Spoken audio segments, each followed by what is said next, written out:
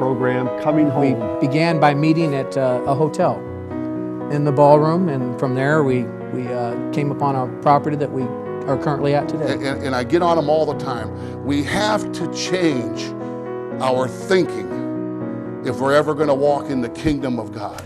Well, hello and welcome to today's program Coming Home. I hope you're enjoying our summer. We finally have some summer weather here, and it's just good to have you on our program each week. And I just am pleased today to have a returning guest, and that's Pastor Jim Hedrick with Grandview Baptist Church here in Dubuque, Iowa. And you'll notice that there's three of us sitting at the table today. This is going to be a very unique experience for me, as well as I hope for you. And that is to have a father-son interview with Pastor Jim and his son, Pastor Ben, who is also a pastor from Louisville. Did I say it right? Close enough. Louisville, Kentucky. So I want to welcome Pastor Jim. Good to be back, Roland. And Pastor Ben. Thank you. Welcome to the Thank program. You. And as I said, this is a first time for me because to have a father and a son together on the program to talk about what it was like for Pastor Ben as a young man to be raised in a pastor's home, his father being a pastor, and some of the how life plays out in those scenarios, and also how the mantle was passed from Pastor Jim to his son in the years as he was growing up. And so, Pastor Jim, how are things going over at church, by the way? Well, the Lord is good and merciful and helping us through a little period of transition right now. We're doing well. You're doing well at the Heights. And so if you're in the Dubuque area, I do want to mention that this is one great church that you ought to pay a visit to if you're looking for a church home, and that's Grandview Heights Baptist Church. And you've been there how long, Pastor Jim? Well, I've been in Dubuque 14 years. I've been there at Grandview Heights for about, like 6 now. 6 years. Yes. Well, it's good to have you back on the program. It's good to be with you. You know, I get to meet some really great people, pastors and ministers that I have on the program, and Pastor Jim is one of those people that I consider a friend, and I just enjoy being around him. He lifts my spirit every time just by his calm demeanor and his confidence, smiling face. So there you go. Likewise, brother. I had to say that because Thanks. it's the truth.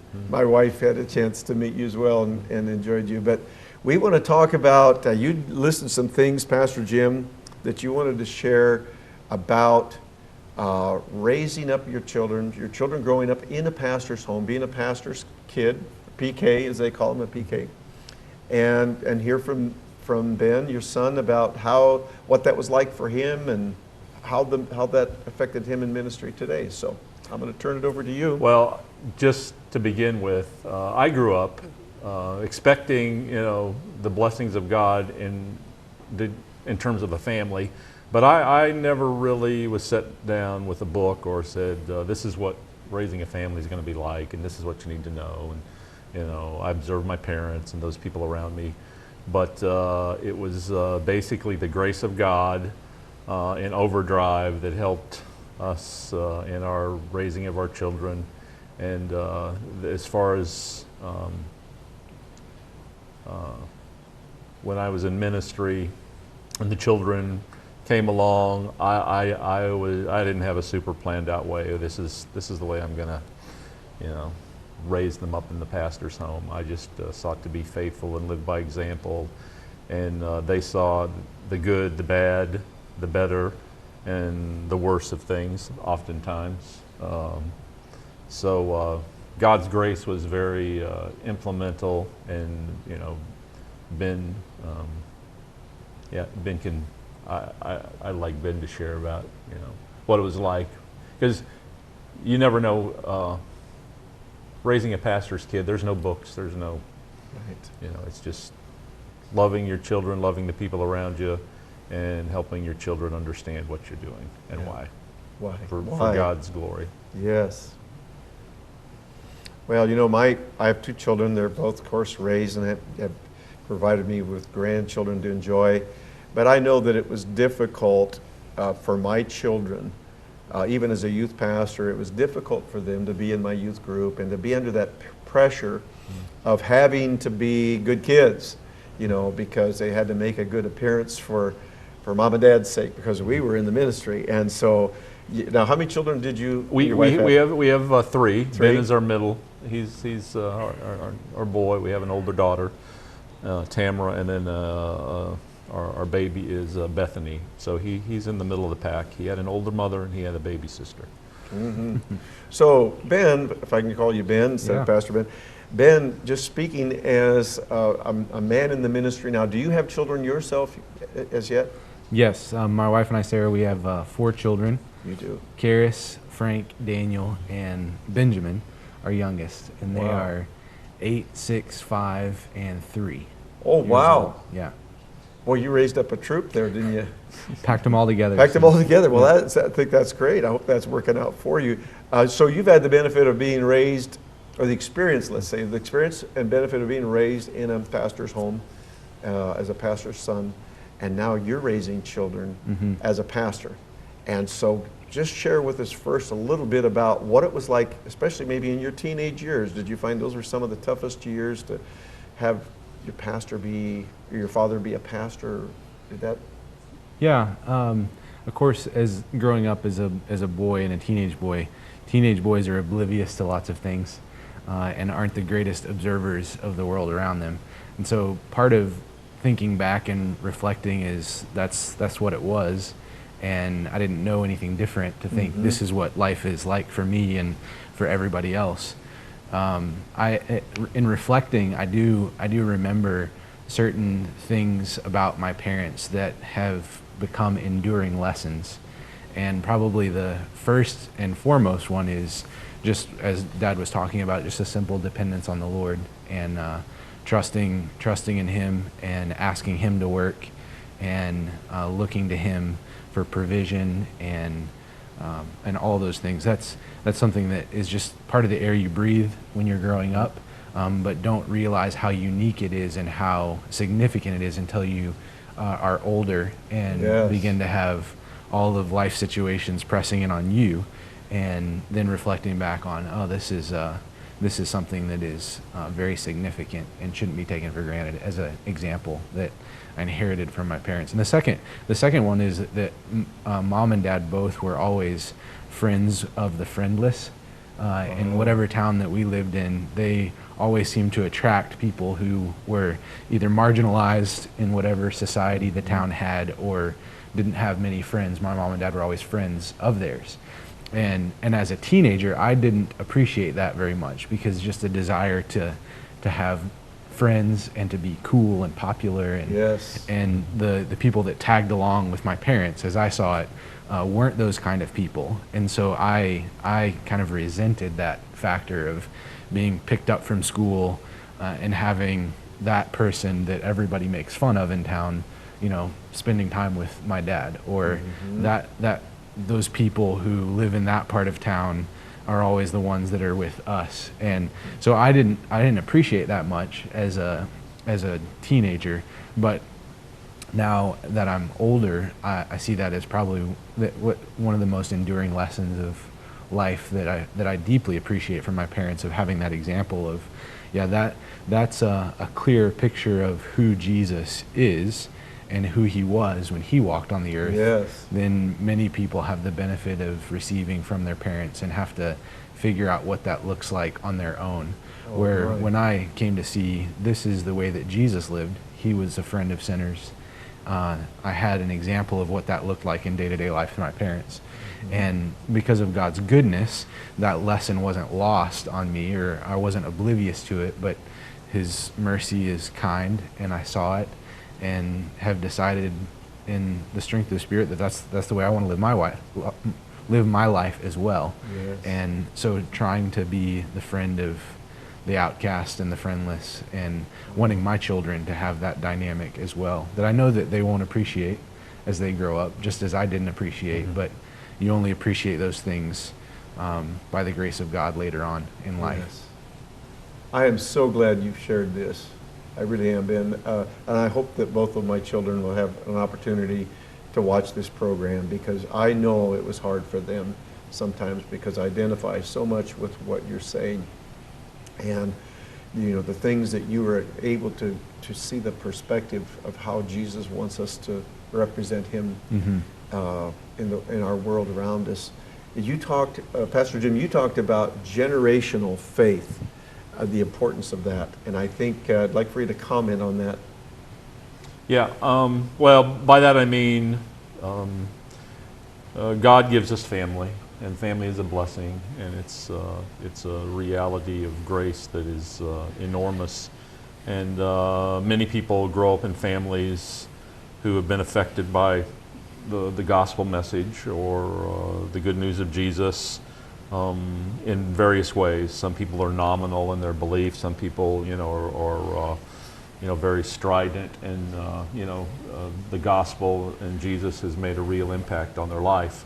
My growing up, I grew up in a family. My mother and father would have been cultural Christians per se, and so I grew up going to church. I grew up going to the programs, that were for my age.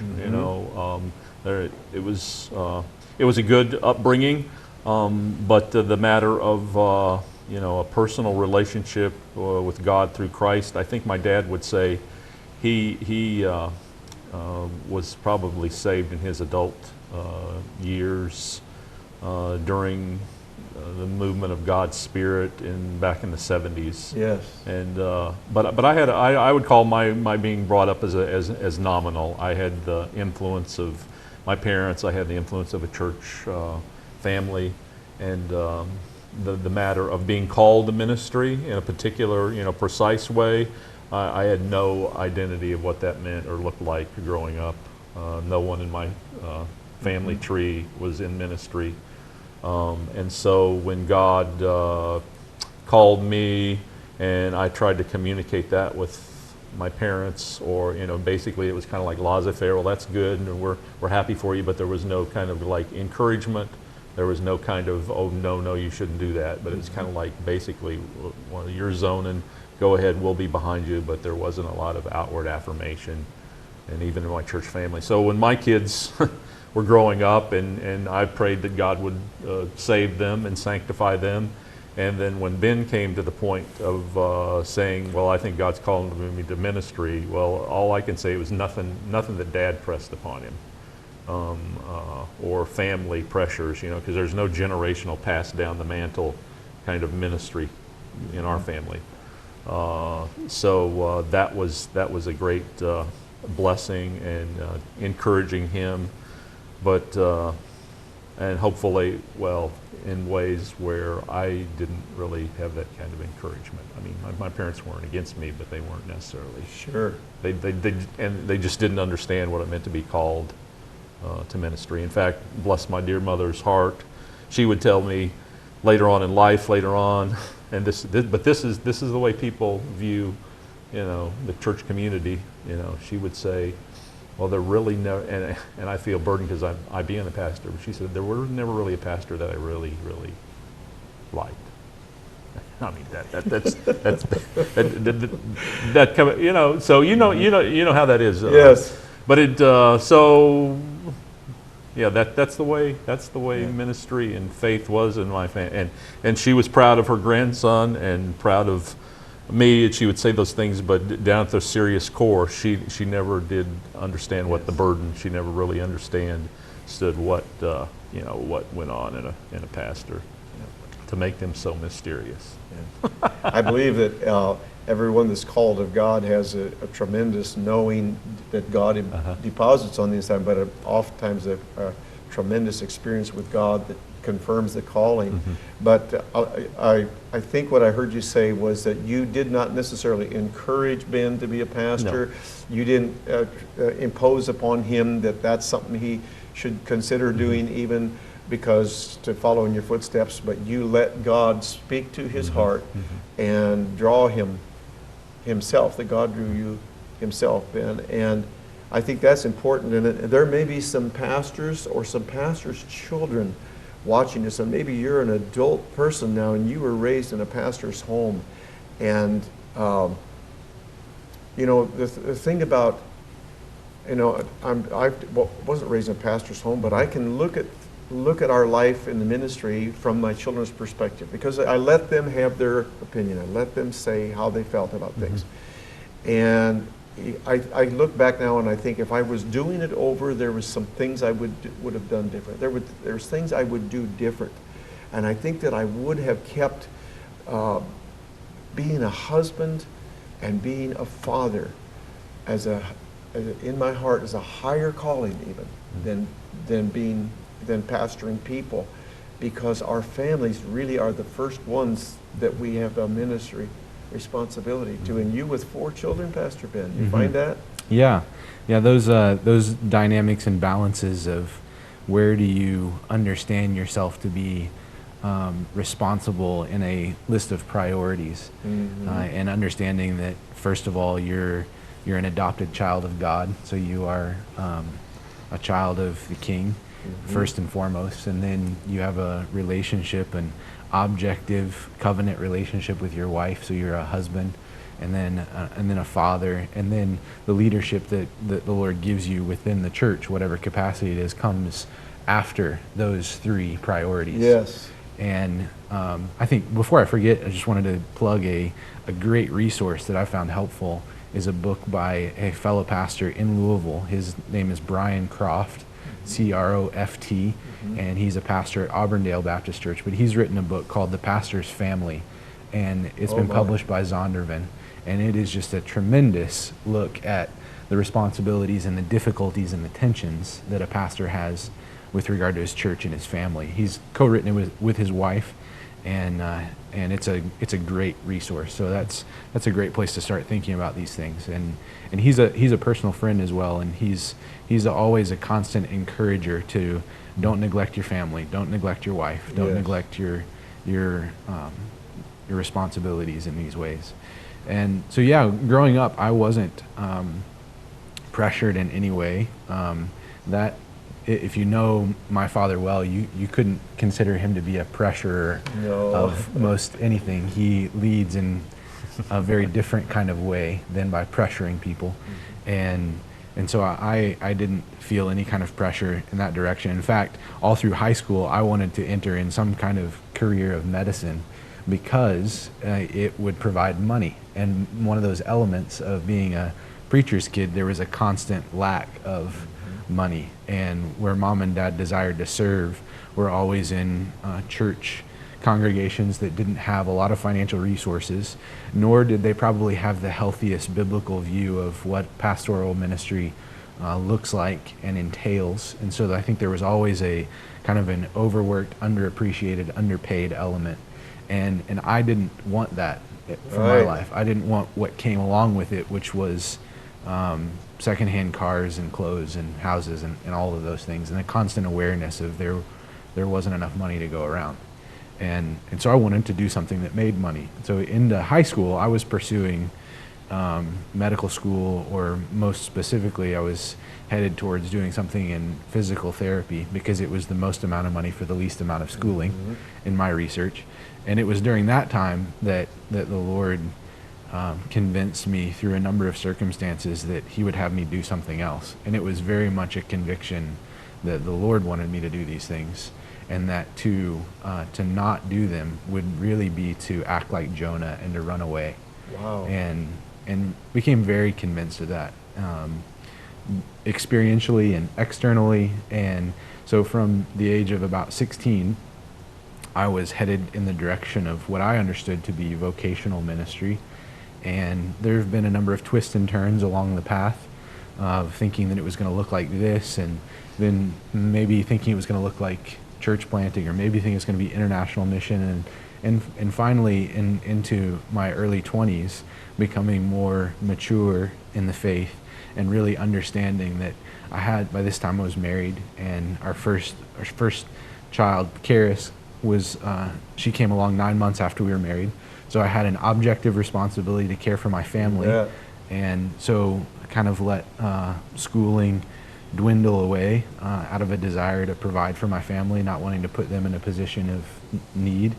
And the Lord provided an excellent job that with a family company that continued to grow as I worked there, and every time I asked for more money, they gave me more money, and as our family grew, the job responsibilities grew, and so provided, and just became convinced that if the Lord will have me serve him in this way, then he'll open an opportunity, and I'm not going to force something into existence. I'm gonna recognize that I'm a Christian first, I'm a husband second, and a father third. Yes. And the husband and father responsibilities mean something financially, and I needed to provide for those needs. And so I served in the church that we were members of, which was Emmanuel. That's where I met my wife. That's where we got married, and just served at every opportunity I could, whether it was volunteering to lead ministries that were happening, whether it was serving as a deacon, which I did for a time, and then serving as an elder in the church while I was still working the job for the family company. And so just saying I'm going to provide for my family, and I'm going to take every opportunity I can to serve. And if the Lord doesn't have vocational ministry in my life until I'm 50 or 60, then that's fine. I need to be content with what he has and not discontent with my life situation. And so that eventually led to, in 2007, when I became an elder in the church, and then in 2010 I was asked to join the staff of the church as a pastor. And our context at Emmanuel is very different than the context of the churches that I grew up in, that Dad pastored.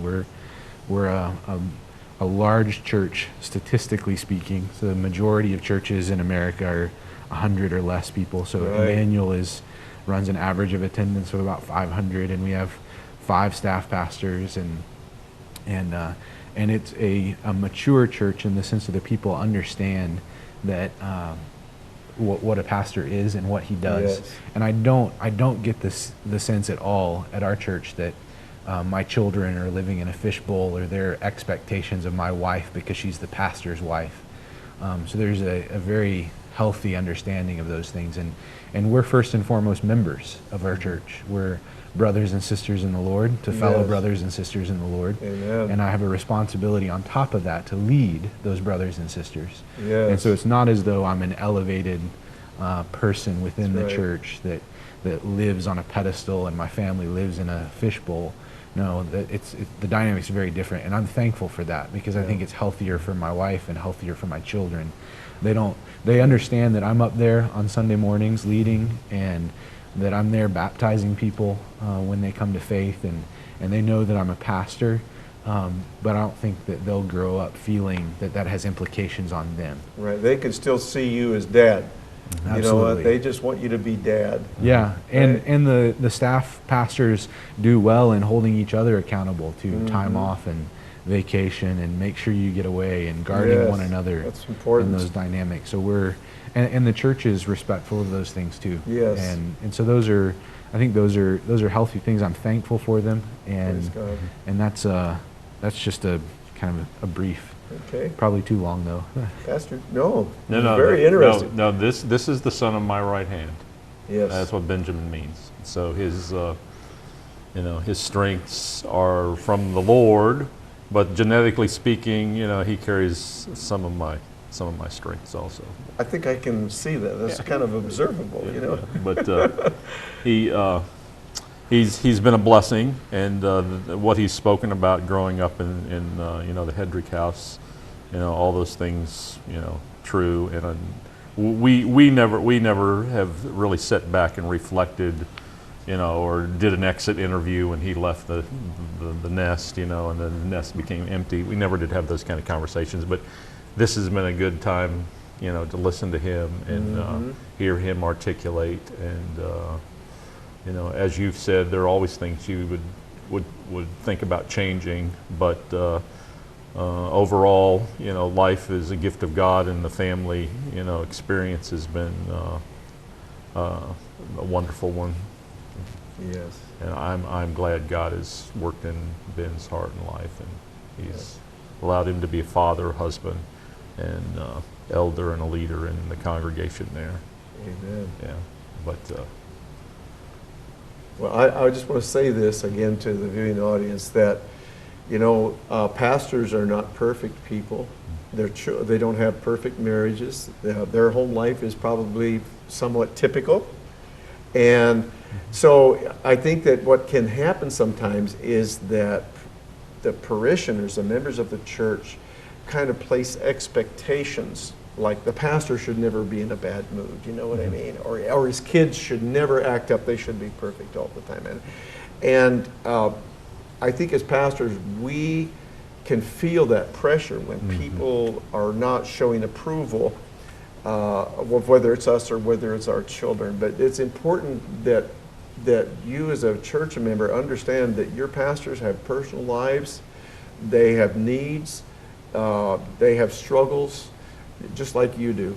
And yet they're representing God who is perfect. And so God does not expect perfection from us, does he, Jim?